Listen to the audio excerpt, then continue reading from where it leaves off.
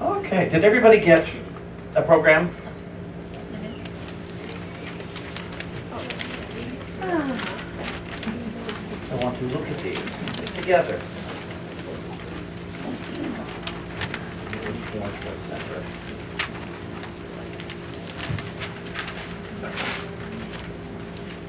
We're on a 10-week series, Prosperity's 10 Commandments. And what I did here is I put the 10 on the left that are in the book, and on the right-hand side I put those are mostly the shall nots, and then I put the I shalls on the right. You know, because it can't just be about not doing something. It's always got to be what we are affirming that we are willing to experience, because that's where the real action comes in. The action steps. So if you look at this, and it says, I shall look to no other source but God for my supply. And it says, I shall look to God for my supply.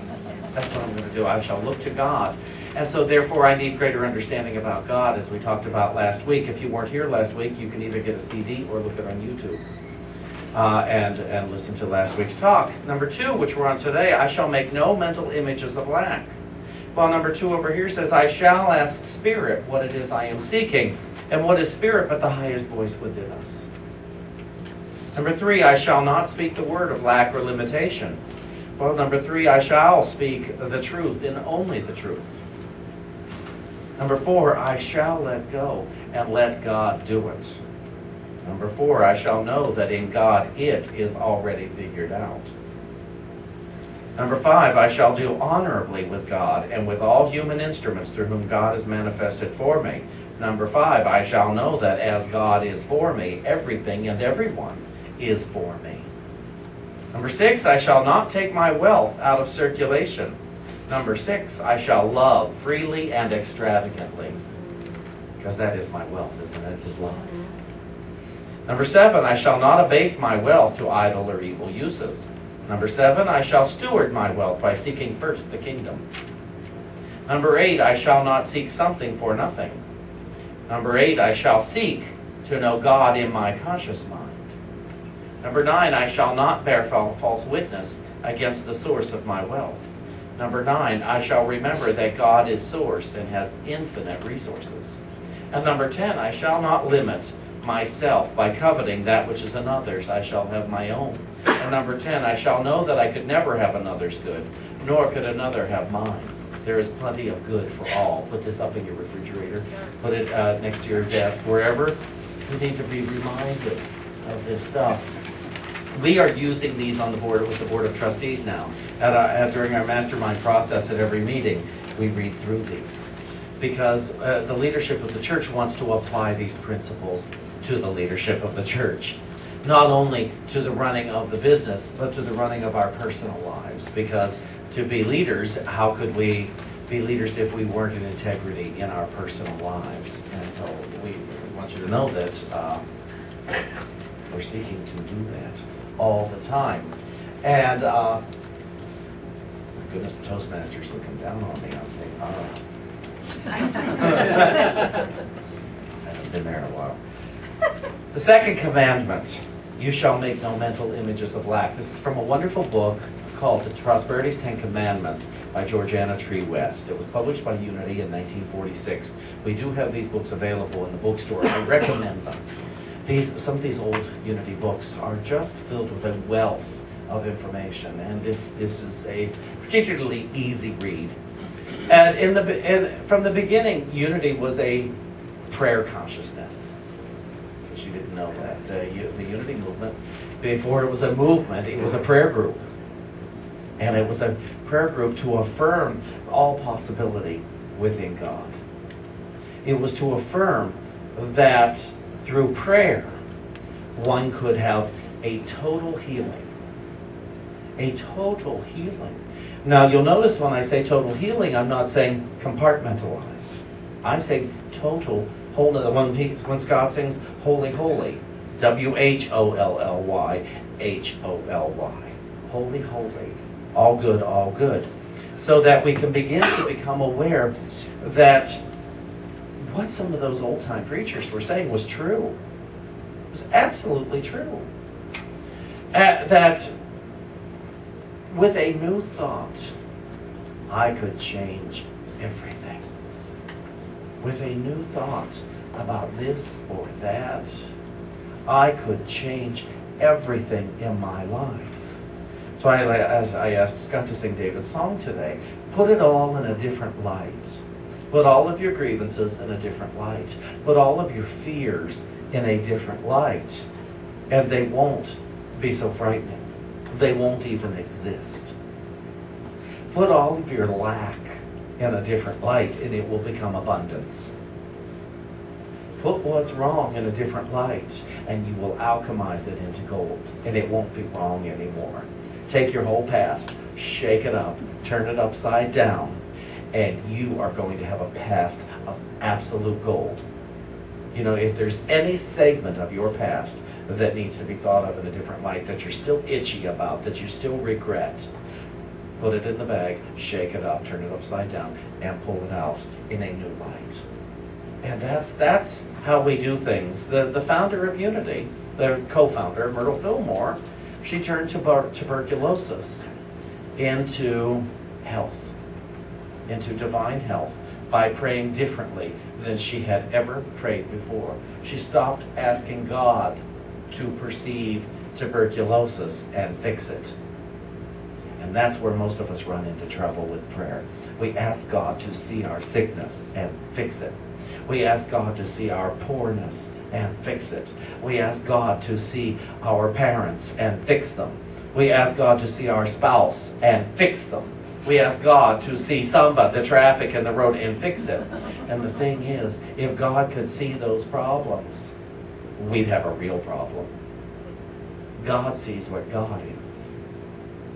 God sees love. God sees peace. God sees joy. God sees power. God sees presence. God only sees what God is. It is in my limited thinking that I see a problem. And so it seems to me I need to give myself permission to see as God sees. To see brilliantly. To see with love. Could you ask yourself to turn the other cheek, which doesn't mean to be abused, but it means to see it rightly. That's what it means to see, turn the other cheek. It means see from over here instead of over here. See from a true viewpoint rather than seeing from perhaps your parents' viewpoint or perhaps from the newspaper's viewpoint or anyone who's trying to convince you that the world is less than God or that your life is less than God or your body is less than God or your money is less than God. The second commandment is, you shall make no mental images of lack. And so, I know it's a tough one. It's very tough to do if you're in the habit of creating a mental image of lack, if you're in the habit of criticizing politicians, if you're in the habit of criticizing yourself, if you're in the habit of reading the newspaper or listening to the news, if you're in the habit of counting pennies rather than dollars, if you're in the habit of getting on the phone or going to lunch or looking at the price on the gas signs, if that is you're making a mental image of lack rather than a mental image of the possibility of abundance. Now there are two categories. Let me read you something here that she said before. It comes right out of Exodus first. You shall not bow down to them, these graven images, or worship them, for I, the Lord, your God, am a jealous God. Now that doesn't mean that God is envious or punishing. What it means is you will not have any other gods because there aren't any other gods. There are only the illusions of other gods. And Mrs. West says, during their bondage in Egypt, the Israelites had absorbed many pagan superstitions, which is most of religion, quite frankly, including Christianity, and had at times faltered in their worship of the one God by seeking favor of the various Egyptian deities. And what I have to laugh at, Charles Fillmore, the other co-founder of Unity, down at the bottom, he says, we have long since outgrown idol worship. Isn't that funny? That we have outgrown idol worship. Of course we haven't. We have But we idolize our thoughts about stuff. We idolize our fears. Oh, we put them on a shelf and treasure them. We don't really admit that we're doing that, but of course, whatever you're thinking about the most is pretty much what you idolize, what you treasure the most. And being right is sure a good one, isn't it? Oh my goodness, I just love being right. But it's so lonely to be right. There's not nearly enough people who agree with me when I'm right. Because the only way there could be enough is if everyone agreed with. I used to have a friend who, when he drank, he liked to debate things. Oh man, and one night I tested him, this was many years ago. I changed my mind and agreed with him. And you know he changed his mind and went back to the other way. He just wanted to debate. He just so had a good time arguing. That's all he wanted to do. He didn't care. Was he a lawyer? No. No, he was not. He was in retail.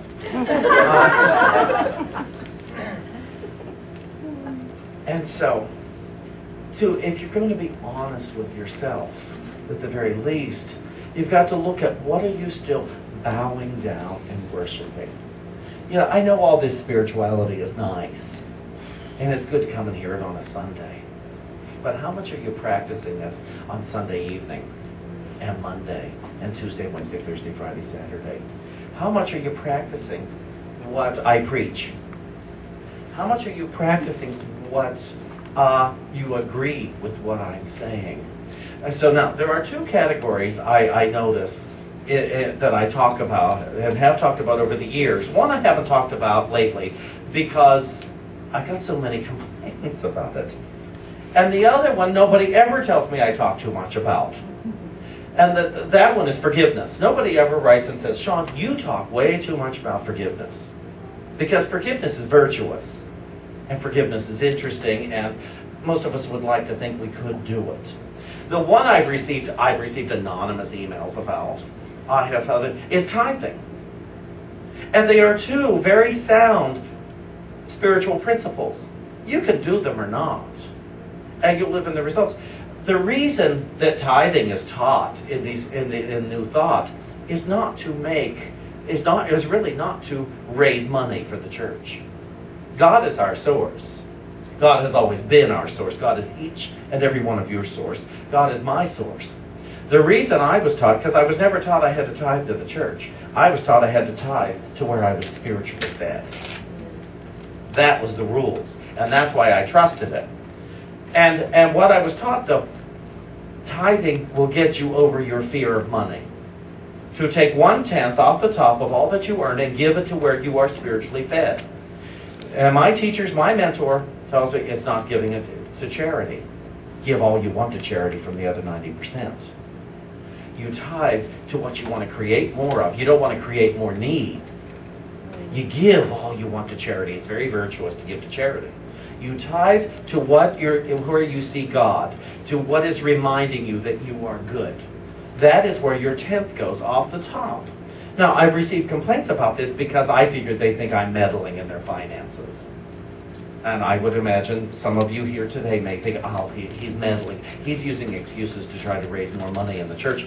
And the funny part was, our income did go up back when I taught tithing. Back when I came here and I taught tithing. But so did the individuals. Every individual in the church, their income increased as I talked about tithing, and they became willing to practice it. See, the forgiveness part, it's very funny. Well, nobody complains that I talk about forgiveness because, see, everybody can just go home and either practice forgiveness or not. But tithing or not. Some people came to me because they were ashamed that they didn't feel they could tithe.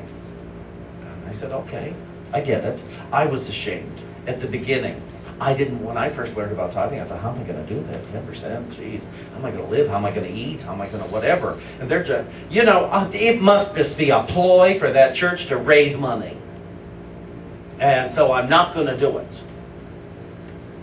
And then, after sticking around for a while, I found my income did not increase, and some friends of mine, my income did. Now, it isn't you give to get. You can only tithe from what you have received. I want to be very clear on this. I don't guarantee you would get cash if you started tithing today. But I know many people who have. One of my favorite stories is David. And again, try this at home, but I can't guarantee it will happen. David took a 4Ts class in the city when he first came around Unity. And the first week, he made like $800. $650. He remembers, that was a lot of years ago too. $650, he wrote his check for $65 and gave it to the church. The next week, he got a check for $26,000 from old royalties.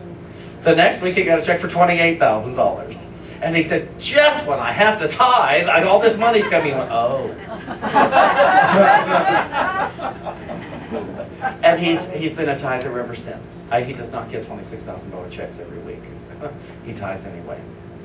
When I started tithing, my finances did not increase at all. In fact, 6 months later, I went bankrupt. I filed bankruptcy. I don't recommend this at home either, but you do what you have to do. It's all on an individual basis. But I avoided looking at money for the longest time. I was so afraid of money. I didn't understand money, and I was terrified of it, and I wanted to leave it up to those other people. Those people who understood it. See, I wanted to remain in everlasting ignorance of being big. I wanted just to be the little boy who would get something for nothing, which is the later commandment. And so, but I thought, I want all the promises the church is making. They told me I could be absolutely confident in God as my source. See, that was the promise. Not cash, but God as my source. And I thought, okay, if I'm going to have all the promises, I can't do part of the work. And so I started 10% off the top, went to where I was spiritually fed. And I started looking at all my forgiveness stuff because I didn't want to miss out. I didn't want to miss out on one good thing. And when I started doing that, the mental images of lack evaporated from my life because I began to live prosperously. I didn't get more money right away. I had confidence. I knew there was an invisible presence looking out for me and willing, 100% willing, that I be happy, that I be joyous, and that I be free. That's what I witnessed. There was an invisible presence. I hope you get this. That was 100% willing. That didn't see me bad. That wasn't concerned about all that stuff I had done in my youth. That wasn't concerned about how I felt today. You see, forgiveness and tithing doesn't care whether I feel good or not. It's just a spiritual practice. And that's where I have been lax here these past few years in taking on the fear. Oh no, we'll lose somebody if I start talking about this part of the spiritual practice. I'm here to talk about an entire 100% package of spiritual practice. And I tell you, you do it so that your life can be as big as you want it to be. My life is enormous today, and my life was really small. My life was really tiny because I was afraid. And because I was willing to have a spiritual practice. And I went with my teachers. These people were my teachers. I saw them living a bigger, broader life, and I knew their history. And I thought, okay, you people tell me this works, I'm going to try it. My Edwin Gaines, who is my prosperity mentor, and if you read her book, The 4 Spiritual Laws of Prosperity, or even better, get the book on CD. It's hysterical. She reads the whole book. She has great, great stories.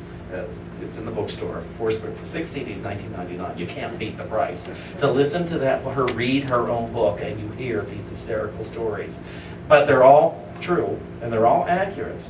But if she said, okay, God, because at this point she was feeding her daughter crackers and soup because that's all the money they had to feed and to eat on. And some days she wasn't sure where that was going to come, and her minister told her to tithe, and she thought, he's just trying to get my money. And she finally gave in. Sometimes we have to go down that low. None of us has to go down that low. We can start from where we are. Let this be low enough. Let wherever you are, be the bottom. You know, do not dig a hole deeper.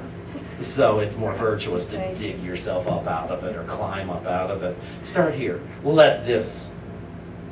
Years ago, most of you know I'm an AA. Years ago, I had a teacher at Unity Village who had been around for about 100 years in the fellowship, and he said to me, "Well, how low was your bottom?" I said, "I went to AA. Does it get lower than that?" Nobody leaves high school with dreams of joining a 12-step fellowship.